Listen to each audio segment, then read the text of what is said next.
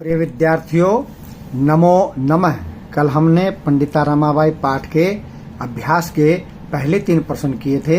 प्रश्न नंबर 1, प्रश्न नंबर 2, प्रश्न नंबर 3। आज करेंगे प्रश्न नंबर 4, 5 और 6। चलिए पढ़ते हैं प्रश्न नंबर 4। क्या है प्रश्न नंबर 4? अधोलिखिता नाम, नीचे लिखे गए पदानाम, पदों का निर्देशानुसारम, निर्देश के अनुसार पद परिचयम लिखत, पद परिचय लिखो। तो इसके कॉलम बनाए हैं, ध्यान दीजिएगा। नंबर 1 पदानी, इनको आप लिखें जो आपकी कॉपी में लाल लाइन लगी होती है उससे पहले, और उस लाल लाइन के साथ ही लिखे मूल शब्द है। फिर लिखें लिंगम, लिंगम आप ऐसे भी लिख सकते हैं जैसे लिखा हुआ है, या फिर ऐसे भी लिख सकते हैं जैसे मैंने ऊपर लिख दिया है। ऐसे लिखें या ऊपर जैसे लिखा है ऐसे लिखें। ली के ऊपर अनुस्वार लगा दें, ग और मैं लिंगम। ठीक है। विभक्ति ही वचनम, तो हमें ये जो पद दिए गए हैं इन पदों का बताने के इनमें मूल शब्द क्या है, फिर इनका बताना लिंग कौन से हैं। लिंग संस्कृत में होते हैं 3, पुल्लिंगम, स्त्रीलिंगम और नपुंसक लिंगम। उसके बाद बताने इसकी विभक्ति कौन सी विभक्ति है, प्रथमा, द्वितीय, तृतीय, चतुर्थी, पंचमी, षष्ठी, सप्तमी। और उसके बाद वचनम बताने हैं। इन्हीं के वचन भी संस्कृत में कितने होते हैं? 3, एक वचनम, द्विवचनम और बहुवचनम। तो चलिए एक करके दिखाया गया है, पहले उसको देख लेते हैं। पदानी वेदा नाम, मूल शब्द क्या है इसका? वेद। जैसे बालका नाम का बालक, छात्रा नाम का छात्र, वेदा नाम का वेद। लिंगम क्या है? पुल्लिंगम। विभक्ति कौन सी है? षष्ठी। वचनम कौन सा है? बहुवचनम। तो बाकी सभी का हमने इसी प्रकार यहाँ से लिखना है। तो चलिए लिखना शुरू करते हैं। सबसे पहले पिता, पिता का जो मूल शब्द है वो है पितृ।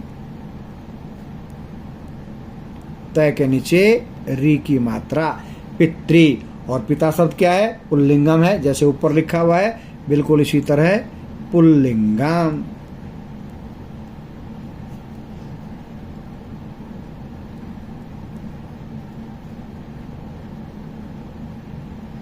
पिता में विभक्ति कौन सी है जी? अब पिता में विभक्ति है पहली, प्रथमा ही है। पिता, पितरौ, पितरह, ऐसे इसके रूप होते हैं। तो पिता शुरू में ही है, तो वचनम भी कौन सा हो गया इसका? एक वचनम।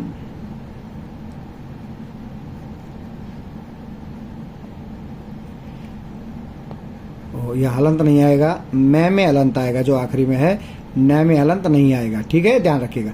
एक वचनम, जैसे बहुवचनम है ऐसे ही न हलंत नहीं आएगा, एक वचनम। तो पितृ शब्द, मूल शब्द, पुल्लिंगम, प्रथमा, एक वचनम। चलिए चलते हैं शिक्षा यही की ओर। तो शिक्षा यही लता यही की तरह रूप बना हुआ है। तो लता यही का मूल शब्द लता है, तो शिक्षा यही का मूल शब्द क्या होगा? शिक्षा। लता यही स्त्रीलिंग है, तो शिक्षा यही भी क्या होगा? स्त्रीलिंगम।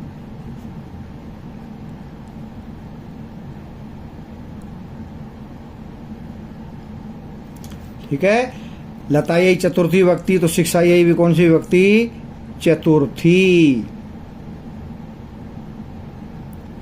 वचनम कौन सा?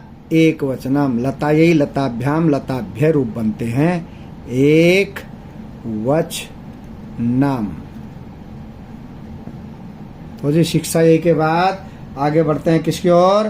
कन्या की ओर। ठीक है, कन्या जैसे बनता लता लते लता, कन्या कन्ये कन्या। तो मूल पद लता होता है, यहाँ का क्या होगा मूल पद? कन्या। लिंग क्या होगा? स्त्रीलिंगम।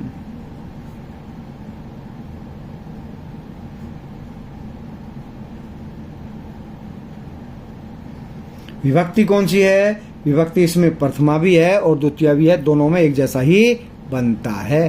तो प्रथमा लिखो या द्वितीय लिखो। ठीक है, दोनों में बहुवचन में यही बनता है, प्रथमा के बहुवचन में भी और द्वितीय के बहुवचन में ही। बहुवचन बोल रहा हूं तो वचनम कौन सा हो गया? बहुवचनम। बहुवचनम।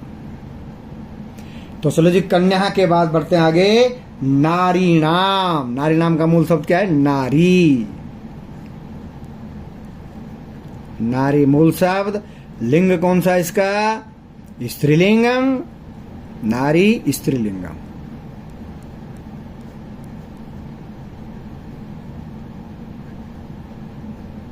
नारी स्त्रीलिंगम, अविभक्ति षष्ठी, जैसे बनता है नदी नाम, ऐसे ही षष्ठी। वचन कौन सा, बहुवचनाम।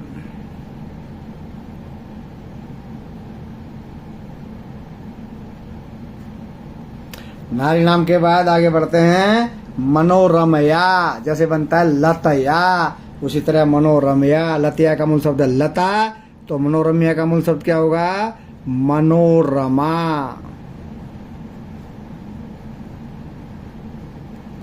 मनोरम्या तृतीय विभक्ति ने अभी लिंग, लिंग क्या है, स्त्रीलिंगम, मनोरमा, लता की तरह। विभक्ति तृतीया,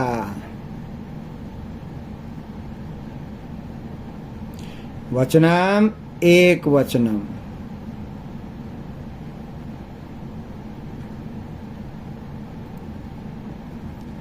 तो ये प्रश्न नंबर 4 हो गया हमारा पूरा। अब चलते हैं प्रश्न नंबर 5 की ओर। ठीक है, प्रश्न नंबर 5। तो चलिए पढ़ लेते हैं पहले प्रश्न नंबर 5। अधोलिखिता नाम, नीचे लिखे गए धातु नाम, धातुओं के लकारम पुरुषम वचनम च लिखत। लकार पुरुष वचन लिखिए। तो पहले लिखनी है धातु, फिर लिखने लकार, फिर लिखने है पुरुष, फिर लिखना है वचन। तो यहाँ ऊपर नहीं लिखा हुआ, ये क्या है वैसे ऊपर, क्रियापद। जो यहाँ पदानी लिखा हुआ है ऊपर, तो ये भी क्या है, क्रियापद।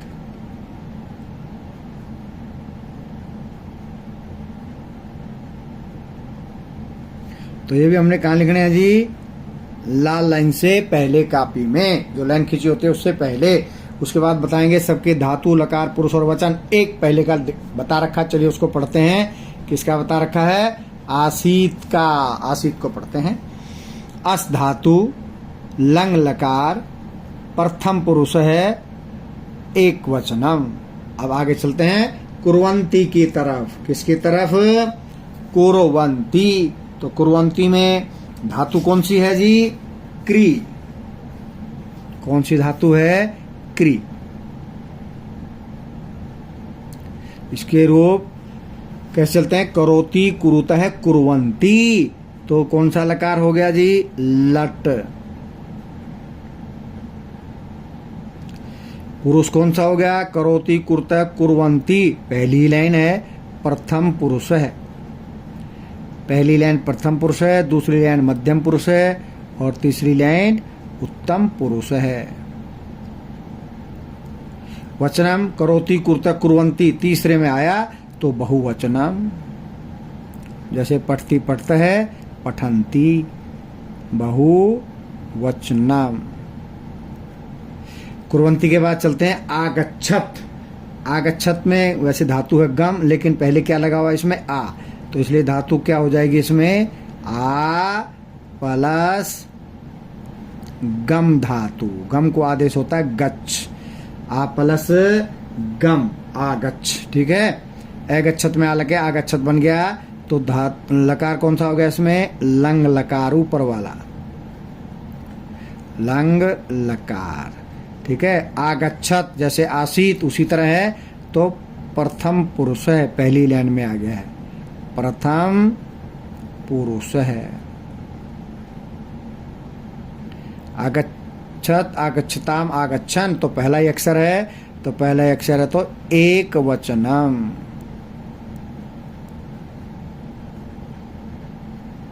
आगच्छत का हमने कर लिया। अब बढ़ते हैं निवसंती की ओर। निवसंती में भी क्या है, वसंती है वैसे वस धातु, लेकिन शुरू में इसमें लगा है उपसर्ग नी, जैसे यहाँ पर लगा है आ, तो नी जमा वस धातु है।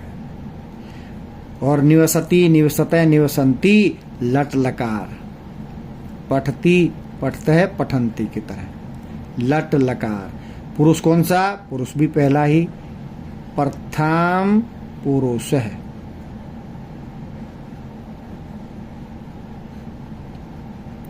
और उसके बाद वचनम बहुवचनम। निवसति, निवसतः, निवसन्ति, बहुवचनम, बहुवचन।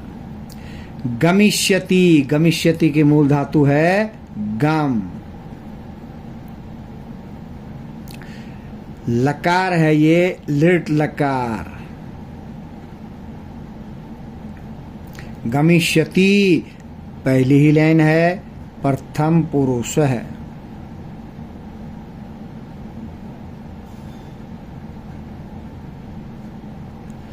और उसके बाद वचनम गमिष्यति पहले है तो एक वचनम।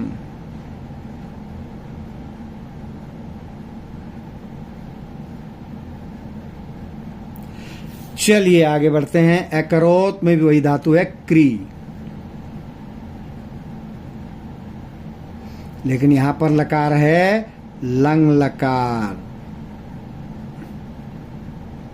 पहला ही अक्षर है तो प्रथम पुरुष है। अकरोत, अकृताम, अकुर्वन्, तो पहला ही है, पहली लाइन में आ गया है, प्रथम पुरुष है।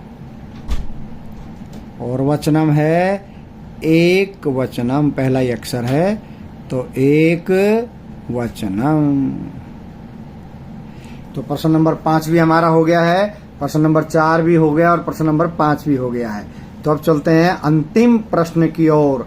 अंतिम प्रश्न क्या है पढ़ लेते हैं पहले उसको ध्यान से, उसके बाद देखेंगे उसका उत्तर। पहले पढ़ते हैं ध्यान से क्या लिखा है भाई, इसमें क्या पूछना चाह रहा है। प्रश्न नंबर 6 हमसे, अधोलिखितानि, नीचे लिखे हुए, वाक्यानि, वाक्यों को, घटना कर्मानुसारम, घटना कर्म के अनुसार, लिखत, लिखो। तो ये 6 लाइनें हैं, ये ऊपर नीचे लिखी हुई हैं। हमने इसको पाठ के क्रम के अनुसार लिखना है। पहली लाइन के आगे 1 नंबर लिख लेंगे, दूसरी लाइन के आगे दूसरा नंबर लिख लेंगे, तीसरी लाइन के आगे तीसरा नंबर लिखेंगे। ठीक है जी। तो चलिए ढूंढते हैं। सबसे पहले कौन सा आएगा? सबसे पहले आएगा 1858 ख्रीष्टाब्दे रमाबाई जन्म लभत।